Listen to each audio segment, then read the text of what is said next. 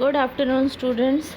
Today I will be starting the new chapter, that is lesson 12, Hunting Snake, written by Judith Wright. Acha. So please pay attention to your book. Take out page 92. I am reading the text. You will pay attention to it. The poet and the text. Judith Arundel Wright, 1915 to 2000, was an Australian poet and environmentalist. Hunting snake. What do you know by hunting snake? Snake, everybody knows. Snake is सांप and hunting यानी शिकार करना. तो hunting snake यानी snake जो है वो शिकार कर रहा है.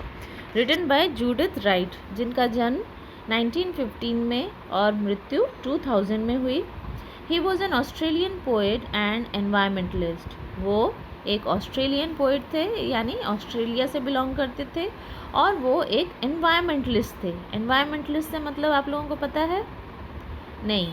एनवायरमेंटलिस्ट का मतलब वो व्यक्ति जो एनवायरनमेंट का केयर करता है. एनवायरनमेंट में कौन सी चीज़ के एनवायरनमेंट को ख़राब कर सकती है उसके बारे में केयर करता है, उसका ध्यान देता है और फिर लोगों को जागरूक करता है कि ऐसा काम ना करें जिससे कि एनवायरनमेंट को हम अपना बचा सकें. तो ऐसे लोग जो इस काम में लगे रहते हैं, ये भी एक टाइप का सोशल वर्क है जिसमें लोग अपनी एनवायरनमेंट की, अपने नेचर की हिफाजत करते हैं और उसके लिए जो भी स्टेप ज़रूरत होता है वो उस स्टेप को लेते हैं. तो क्लियर है सबको व्हाट इज़ एनवायरमेंटलिस्ट?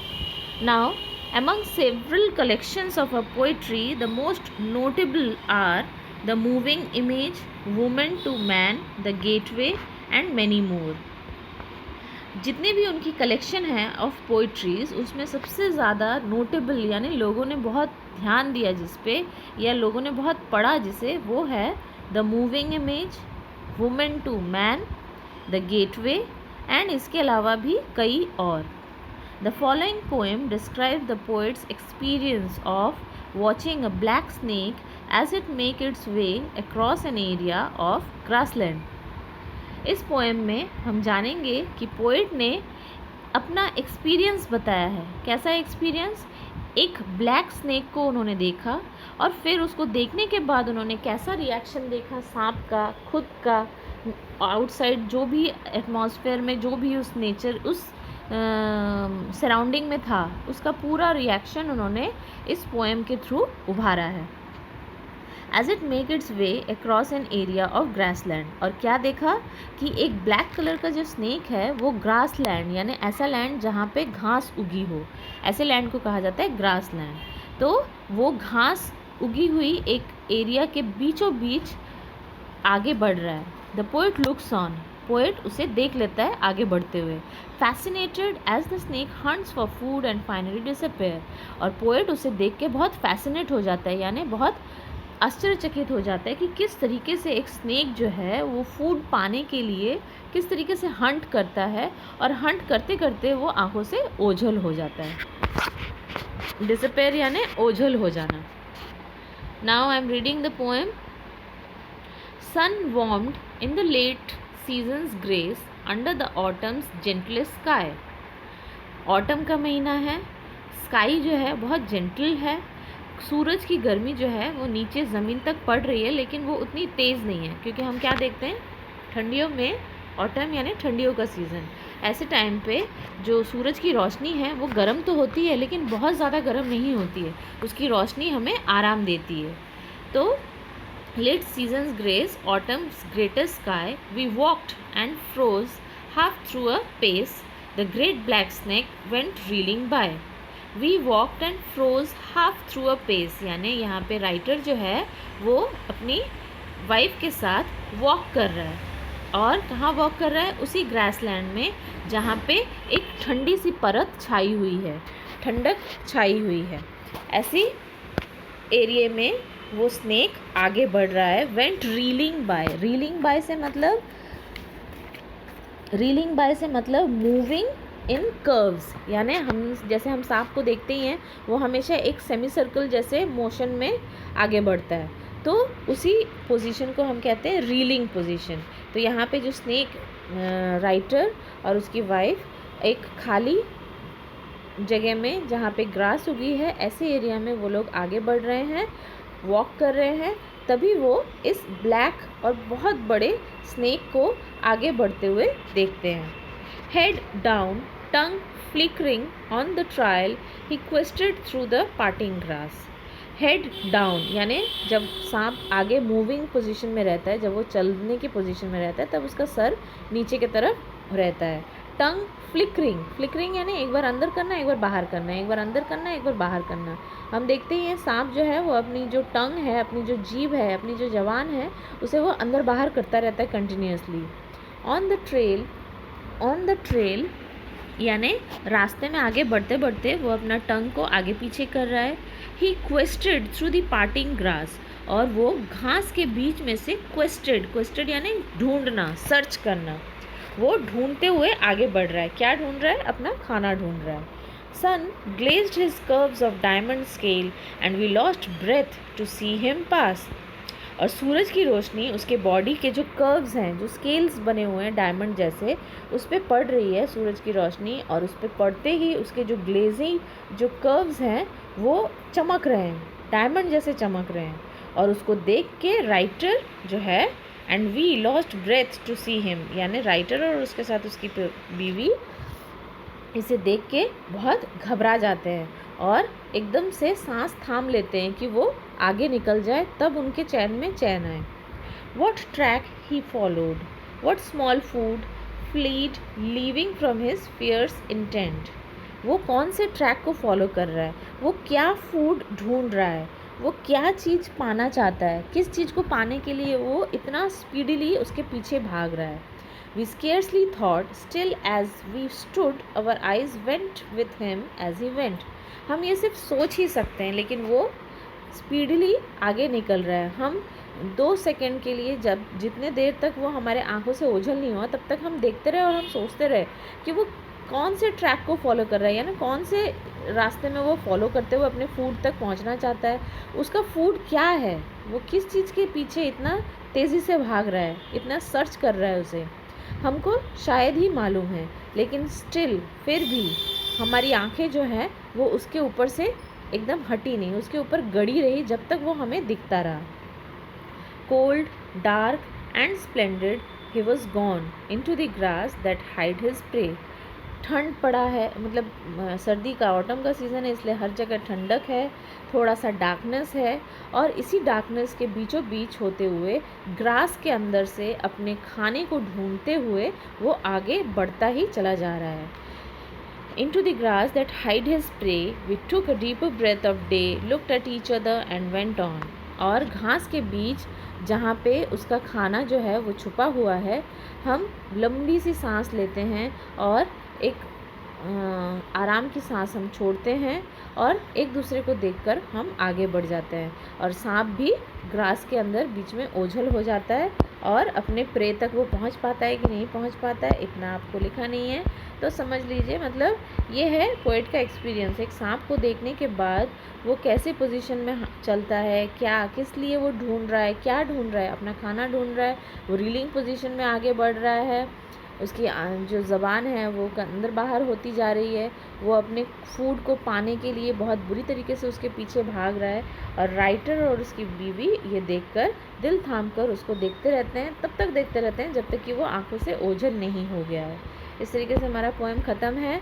ये आपका लास्ट चैप्टर था, तो इसका मतलब आपका सिलेबस भी अभी ख़त्म है। अब इसके एक्सरसाइजेस देख लेते हैं। Page 94, question exercise 1, take the correct answer from the given alternatives। Number 1, the poem was sun warmed under the gentlest sky of, answer is C, autumn। Color of the snake was black, A। The tongue of the snake was B, flickering। Next, the shape of the snake's scale was like C, diamond। According to the poet, the intent of the snake was D, fierce। The snake finally disappeared into the B, grass। Next exercise 2 आपको extra question के साथ मैं करवा दूंगी। अब देखते हैं exercise 3। Rewrite the following sentence as directed. Number 1, how happy we are here. Change into assertive sentence. यहाँ पे क्वेश्चन लगा हुआ है, सॉरी WH वर्ड लगा हुआ है और आपका एक्सक्लेमेटरी है. इसे आपको चेंज करना है असर्टिव में, तो सबसे पहले WH वर्ड हट जाएगा और एक्सक्लेमेटरी वर्ड हट जाएगा. तो हम कैसे लिख सकते हैं, we are very happy here. Next, everybody knows the name of Tagore. Change into interrogative. यहाँ पे इंट्रोगेटिव में आपको चेंज करना है, मतलब सबसे पहले WH वर्ड और क्वेश्चन मार्क लगाना है. तो इसका हो जाएगा who knows the name of Tagore. Next, the painting is very beautiful. Change into exclamatory sentence. यहाँ पे एक्सक्लेमेटरी सेंटेंस में चेंज करना है. पेंटिंग इज़ वेरी ब्यूटिफुल, तो इसका होगा ओह व्हाट ब्यूटिफुल पेंटिंग. फिर उसके बाद exclamation mark. Next, can we ever forget our childhood days. Change into assertive. यहाँ पे आपको असर्टिव में चेंज करना है. We can never forget our childhood day और we can't remember our childhood days. Can we ever forget our childhood days, इसमें assertive में करेंगे तो सबसे पहले क्वेश्चन वर्ड हटाएंगे और हम इस तरीके से लिखते हैं we can never forget our childhood day और we can't remember our childhood day. दोनों ही सही रहेगा. Next, rewrite the sentence as directed. Exercise 4, we are proud of our heritage. Use the noun form of proud. Proud का noun form है pride. तो आपका sentence आप लिख सकते हैं our heritage is our pride. Next, we should have sympathy for the poor. Use adjective form. Adjective form होगा we should be sympathetic towards the poor. Next, his success was due to his labor. Use the verb form of labour. Verb form of labour क्या होगा, his labour made him successful. Labour is the his use the verb form of labour. His labour made him successful. या तो ये लिख सकते हैं या तो फिर हम इसकी जगह में लिख सकते हैं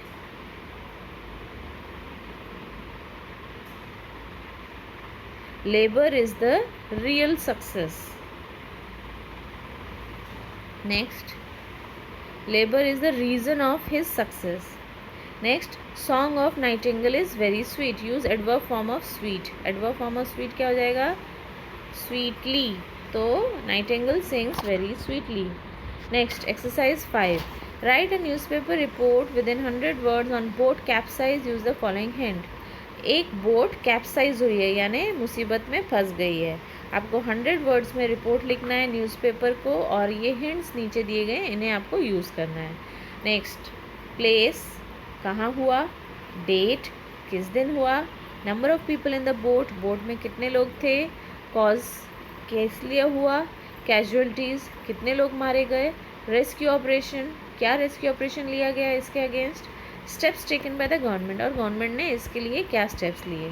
तो ये आप अपने 100 वर्ड्स में आप खुद लिखेंगे और फिर मुझे आप लोग एज अ होमवर्क इसे व्हाट्सएप में भेजकर मुझसे चेक करवाएंगे. ठीक है. अब exercise 6, right a summary of the following passage with in 100 word. 100 words में आपको इसको रीसाइज करके छोटा करके इसका समरी लिखना है कुछ शब्दों में. ठीक है, मैं पढ़ रही हूँ, ध्यान लेंगे. Where and how should children learn values? We know that they need to learn them because values from the belief and attitudes that will determine how they live their lives and function in society. हम एक ऐसे society में रहते हैं जहाँ पे बच्चों को वैल्यूज़ सीखना बहुत ज़रूरी है. वैल्यूज़ जो है एक ज़िंदगी को आगे बढ़ने में, उसके एटीट्यूड में, उसके बिलीफ में बहुत सारे चेंजेस लाते हैं. एक फंक्शन, एक सोसाइटी का जो फंक्शन है वो सुचारू रूप से तभी चलता है जब सबके अंदर मॉरलिटी हो, वैल्यूज़ हो. To function effectively in society, children need to be taught how to be honest, kind, courteous and considerate. और साथ ही साथ सोसाइटी को अच्छे से फंक्शन करने के लिए चिल्ड्रंस को चाहिए कि वो सीखें कि ऑनेस्टी क्या है, काइंडनेस क्या है, कर्टियसनेस क्या है, कंसिडरेशन क्या है.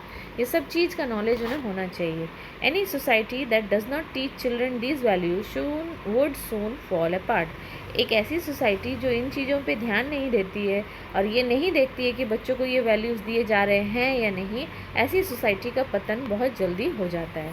Similarly, one would expect a nation to be made up of citizens who know how to respect other people and their property. उसी तरीके से अगर आप रेस्पेक्ट करना नहीं सीखेंगे तो आप लोगों की भी रेस्पेक्ट नहीं करेंगे, उनके प्रॉपर्टीज़ की भी रेस्पेक्ट नहीं करेंगे. These citizen should also understand the value of humanity and self control. ऐसे सिटीजन्स लोग वैल्यू ऑफ ह्यूमैनिटी, अपने ऊपर कंट्रोल, ये सब चीज़ों की वैल्यूज़ को भी नहीं समझेंगे. They should appreciate courage and be willing to care of those weaker than themselves. उन्हें ये सब चीज़ तो सिखाना ही, साथ ही उन्हें करेज देना है, एक विलिंगनेस देना है कि वो अपने से कमज़ोरों को साथ दें, उनके साथ हमेशा बने रहें. Any nation whose citizens do not practice these values would soon become a nation not worth living in. अगर कोई ऐसा नेशन जो इन सब वैल्यूज़ को ध्यान नहीं देता है, ये नहीं देखता है कि वहाँ के सिटीजन्स ये वैल्यूज़ ठीक तरीके से पा रहे हैं या नहीं, ऐसे सिटीजन्स जो हैं, ऐसी जो सोसाइटी, जिस सोसाइटी में ऐसे सिटीज़न रहेंगे, वो सोसाइटी कभी भी आगे नहीं बढ़ पाएगी, उस सोसाइटी का कभी भी आगे प्रोग्रेस नहीं हो पाएगा. और ऐसी सोसाइटी जो है या ऐसा नेशन जिसमें ऐसी सोसाइटीज़ है, वो नेशन रहने लायक नहीं रहेगा. Teaching these values to children cannot be delayed. ये सारी वैल्यूज़ जो है ये बच्चों को देने में देर बिल्कुल नहीं करनी चाहिए. This is because unlike young animal whose instincts are often highly developed at birth, human babies are totally dependent. Human being have emotional need, desire, thought and feeling which determine action. ये जिस तरीके से जानवरों में छोटे बच्चे बिल्कुल हर चीज़ से अनजान रहते हैं, उनको इन सब चीज़ का नॉलेज नहीं रहता है, लेकिन हम इंसानों के बच्चे बचपन से ही वो सीखते हैं, बचपन से ही वो जानते हैं कि उन्हें कैसे क्या चीज़ देने से उनका वो ग्रोथ होगा. तो इसीलिए बच्चों को हमें ये सब चीज़ सिखाना चाहिए जिससे कि वो किसी के ऊपर डिपेंडेंट ना हो, वो टोटली इंडिपेंडेंट रहे. उनका एक इमोशनल नीड, उनकी जो एक ज़रूरत है, उनकी जो फीलिंग्स है, ये सब चीज़ उनके काम में दिखना चाहिए. This is precisely why they must learn values.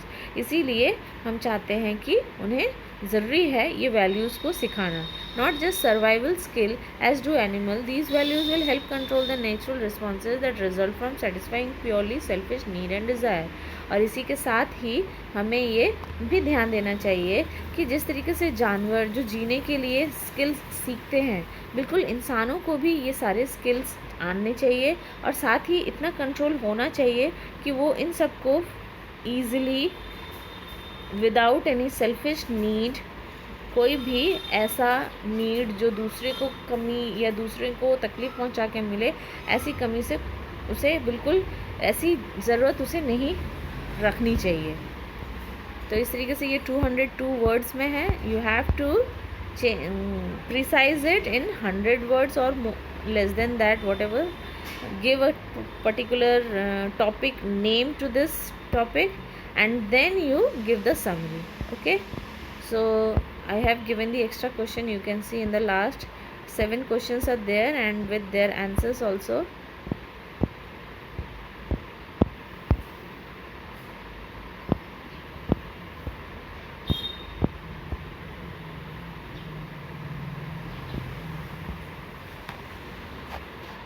Okay, so it's finished now.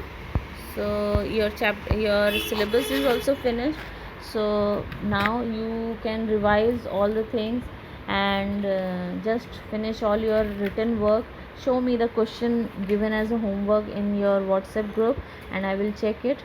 So now our syllabus is totally complete. If anyone have any doubt, then they can ask me question in WhatsApp group, but please mention the teacher's name when you are asking any question.